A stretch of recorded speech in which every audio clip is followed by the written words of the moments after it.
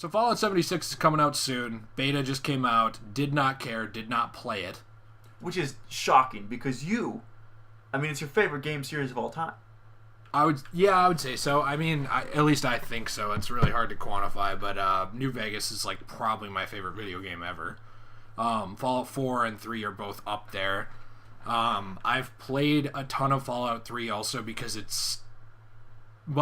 I played a ton of Fallout 3 before I owned a PC, and I haven't played it on PC, but I've played New Vegas and 4 predominantly on PC. And these games were historically like role-playing games. At first, 1 and 2, and I guess Tactics to an extent, although Tactics was different. They were like top-down kind of games. They were still 1 and 2 were still RPGs. Tactics is a tactical game. And then 3 comes along. It goes still RPG, but it's a first-person RPG, which is kind of what we've been playing alongside this video. Because I wanted to show you, because you never played Fallout 3. Never. I haven't played any of the games. Or New Vegas. You played a tiny bit of 4. Yeah, I suppose you're right. Yeah, but you only played it for like maybe 2 or 3 hours. Yeah. I feel like you didn't play much of it. No, I didn't. It's weird to me that this game even exists, first off, 76, because I don't know if we talked about it on here or not before, but I thought we did. And I've talked to a lot of people about how there's no NPCs. They are using terminals and they're using robots to get the lore across. And it's weird because something you're going to be showing too here is that there's a lot of conversation in Fallout 3. Same with Fallout 4 and New Vegas, by the way. A huge part of these games is world building. As you can see, even for 2008, the biggest part of the game was not the visuals.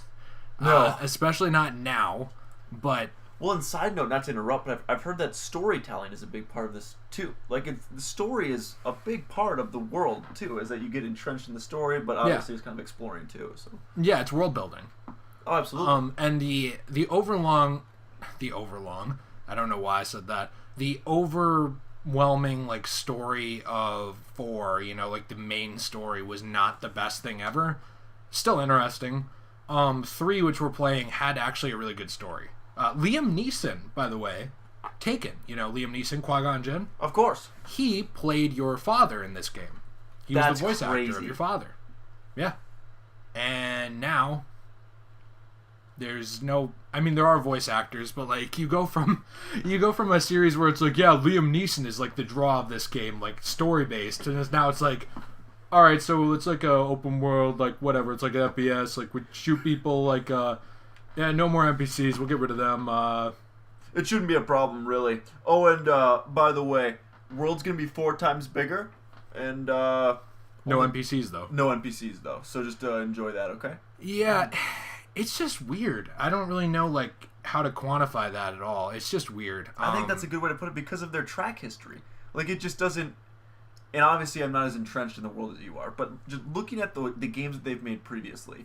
And they're taking a risk, kind of like God of War did earlier this year. Like, God of War strayed completely from what they did originally, took a risk, and made arguably the game of the year. But in a good way, and they're still... like, you and I have had disagreements, too, about stories in games, about how necessary they are to be good. But if one of your selling points is historically your story, it is necessary.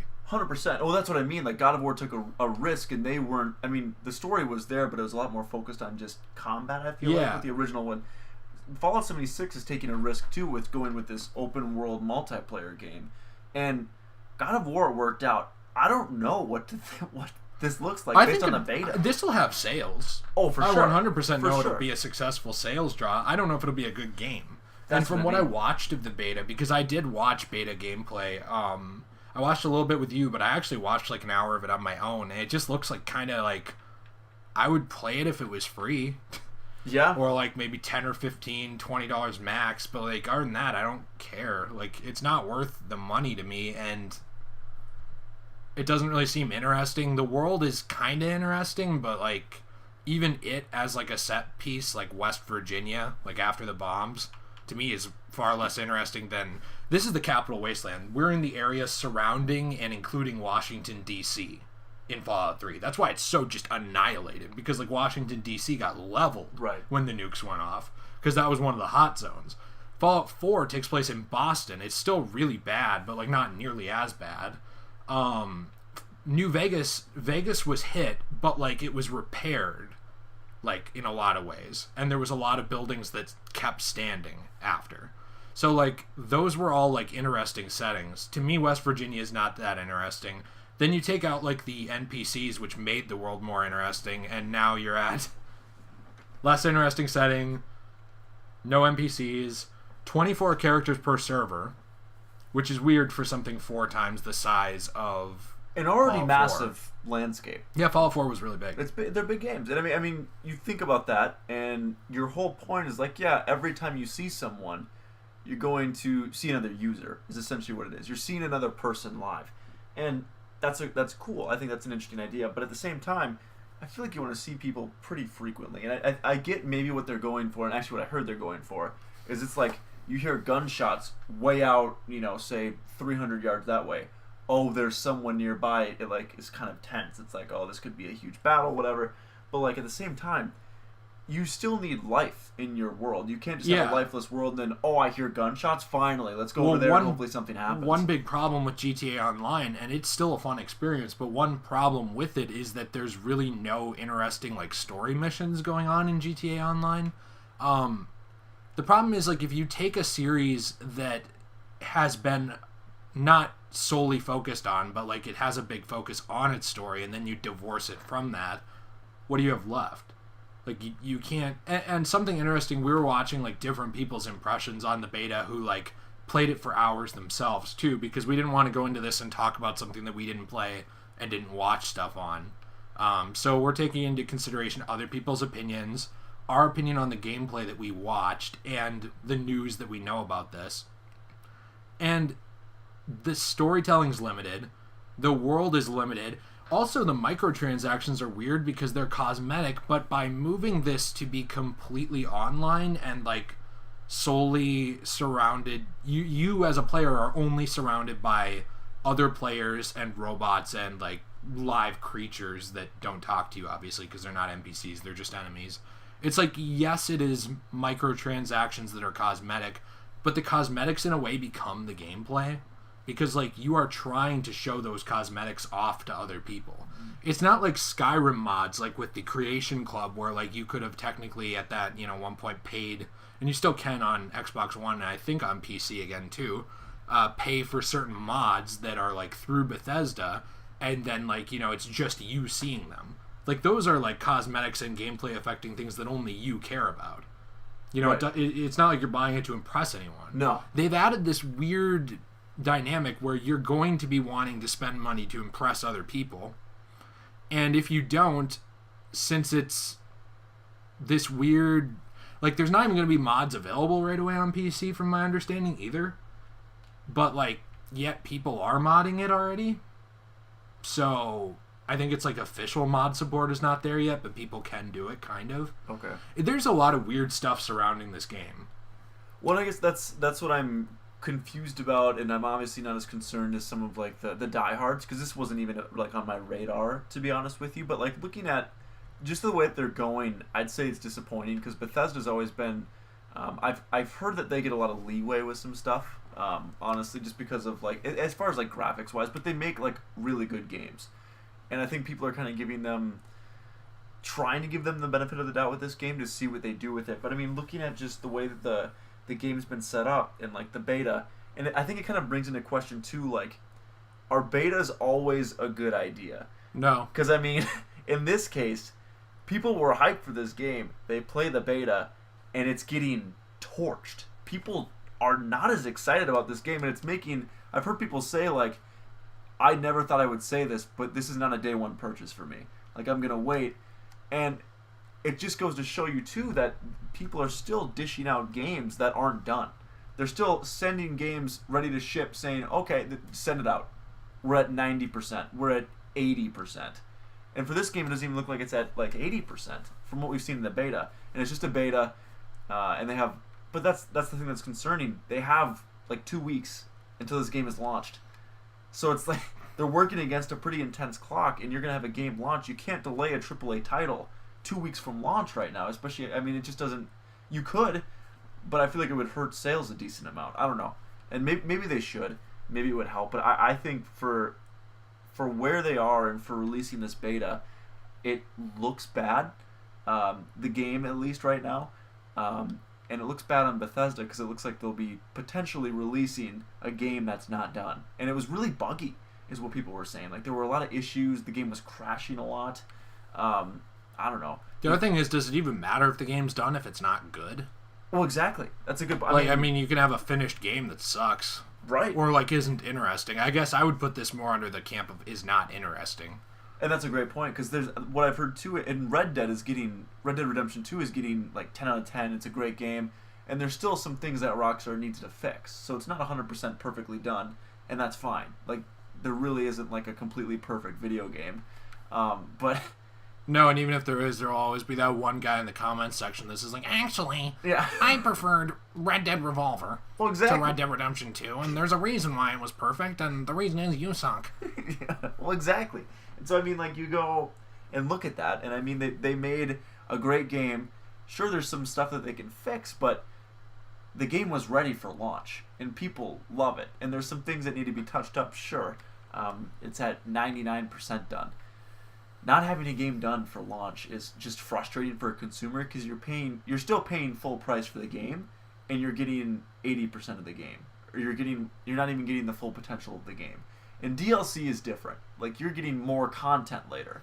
If it wasn't stripped out to be, added in later. Exactly. Which it's hard to determine nowadays. Exactly. I feel like Spider-Man, yeah. for example, like the stuff that they're releasing, and it's just consistent. Like, it's just, here's content, here's more content. And the game was already very clearly done. Exactly. Yeah. They're that kind of stuff, like, stuff on. Who cares? That's Add fine. it in. Go for it. Exactly. If it's going to be good stuff. I mean, if it's like the Arkham Knight season pass, no offense to Arkham Knight, but the season pass was really underwhelming. It really was. And disappointing. Yeah. And I love the game. But yeah, the season pass same. was just, it was, yeah. That kind of stuff unnecessary. But like Spider-Man or like, actually the Bethesda titles have been good, complete, solid titles that have added in a lot of good DLC. Especially Skyrim. Dawn Guard was great. Dragonborn was great. You have the Shivering Isles with Oblivion. This game, the DLC is kind of all over the place. I enjoyed Fallout Operation... 3, that is. Yeah, Fallout 3. I enjoyed Operation Anchorage. I know a lot of people didn't, but I did. Mothership Zeta is weird, but it's interesting. There's a lot of weird stuff in this one. The Pit is pretty cool. I don't know. There's like Honest Hearts with and Dead Money with New Vegas. Bethesda's done like a great job making great content in the past, and I think for me that's probably why it's so disappointing to be looking at Fallout 76 and not caring. Yeah, well, I think that's really concerning for someone who's really, I mean, you have looked forward to their content every time, and it's one of your favorite series of all time. I mean, and one thing quick I wanted to touch on too, the VAT system. We didn't get into that at all. Oh yeah, no, what do you think? It's so weird now. It's literally like, I don't want to just like rip off the titles of like all these news stories and stuff about it being an aim assist, but it is. 100%. It is an aim assist. I mean, like in Fallout 4, it straight up stops time, which I'm pretty sure you saw, and we'll be showing that throughout the video as we show gameplay of that game. Fallout 3, it stops time. Mm-hmm. In Fallout 4, it slows time down, like to almost a stop, but everything's moving in slow motion, so like you can still kind of navigate a little bit and like see what's going on. 76, it doesn't do either of those. It doesn't slow time down, it doesn't stop time, it doesn't do anything. It just like everything proceeds as normal. The only difference is that you have an aim assist. That's it. Right, and one point I forget where I saw it from, but it said that this could either go one way. Either it's going to be completely obsolete, no one's going to use the aim assist, or it's going to be like completely overpowered and be only used. So instead of like pressing L2 or the left trigger and looking into your sights, you'll just hit the aim assist and fire, and then that's it. So I don't know. I think it's going to go one way or the other, and I think it's going to be infuriating for long-time fans of the franchise.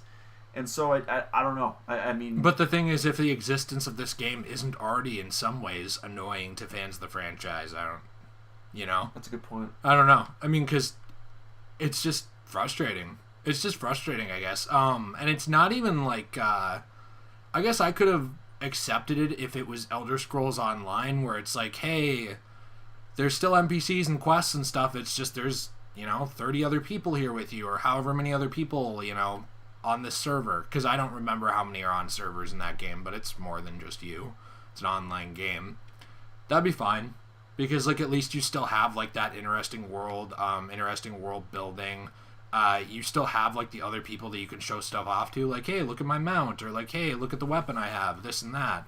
Look at my player home. I'm fine with that stuff. But, like, they went this weird route of, like, not only does it not have, the story-driven stuff like the NPCs and, like, the actual, like, overlying plot, but it also doesn't have, like, it also isn't a fully online game. It's not an MMO, but it is. Well, that's what's weird about it too. Is that it seems like a game that you would really only have fun playing with a party of friends, like having a bunch of people with you. At least right now, that's what it looks like. Yeah. The problem with that, say you have 4 people in a party, and you're trying to take in the story, and you've got 3 guys talking at the same time. You're going to have to literally say, hey, shut up, every time that you pick up a piece of paper, or every time, like, someone talks, or you hear anything. And so, like, in order to have fun with this game, at least what I'm gathering, you need people. And people talk. So you're really not going to be able to take in the story like you would any other Fallout Well, game. It makes you wonder, like, but what story? Do they just expect you to not care about that anymore? Because that's kind of what I got out of it, is that they expect you to not care anymore. Is there a story there? Do you know? Like an overlying, like an overarching, like, main story? Is that what we're talking about? With, like, objectives? Kind of? Yeah, kind of. Weirdly, kind of. I mean, like, the main story is basically that you woke up Vault 76. This is very shortly after, like, being allowed back out into the world because, when the drums... When the drums bopped. When the bombs dropped, there's, like, a period of time where, like, the Earth in general is just uninhabitable.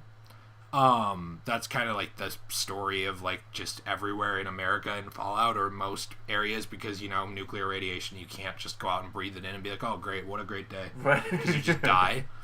So they had to wait a while for it to become habitable again, kind of like Chernobyl in the real world. It's that same kind of thing. And this is, like, right after it becomes, like, hey, you can go outside again. This is, like, the earliest thing in the Fallout timeline that we've been able to play. Which would be freaking awesome. Right. If it was a normal Fallout game. But it's not. Yeah, exactly. And also, like, part of the charm of Fallout is, like, wow, the world went to shit in, like, the last 1 or 2 or 300 years. Like, that kind of... Like, that's one of the neat things about it, is, like, this is not 20 years after the bombs dropped in Fallout 3. This is way, way, way, way, way later. And, like, things are still ass. That's, like, the point.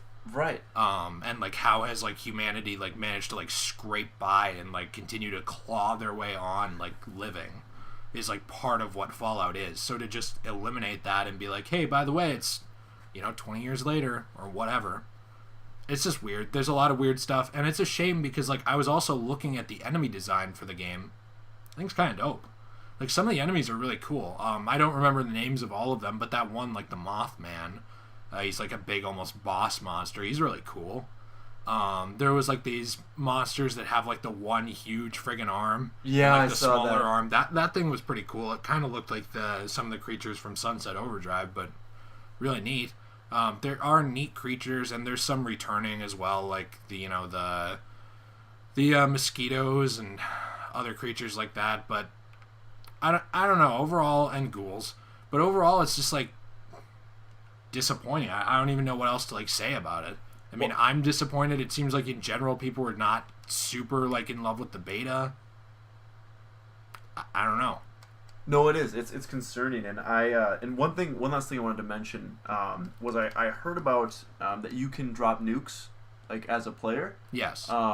Yeah, you, like, go and you, like, capture the nuclear like, you distribution build the bomb, system. don't you? Well, I don't know if you build the bomb, but I know that you, like, have to go to, like, a launcher. Like, Gotcha. It's like a like almost like a base that, like, you can use to, like, drop it on other players or, like, on part of the map. And then you go in there, and then, like, the monster spawns have changed there to be, like, these more irradiated things with, like, better loot. It's a cool idea. That's the other thing. There's a lot of cool ideas here. Absolutely. It's just, I wish that they had implemented them differently. Like, if you wanted, I don't know, like, I was on board for the idea of a fully online Fallout game. I just would have wanted, the NPCs and all the other stuff that Fallout is to me. We'll see. Yeah. It's frustrating, but what can you do? I mean, I hope that it comes out, and I hope that it's actually really good. But when your beta, is, less than a month before your launch, basically, and it's not well received, it's just, I don't see that happening. And with the point of a beta to get people hyped up, and it did the polar opposite, I don't know. Yeah. I don't know. We'll have to see. But anyway, guys, let us know what you think in the comments down below about Fallout 76. Are you excited? Are you not? Interested to hear. And we'll see you later. Peace.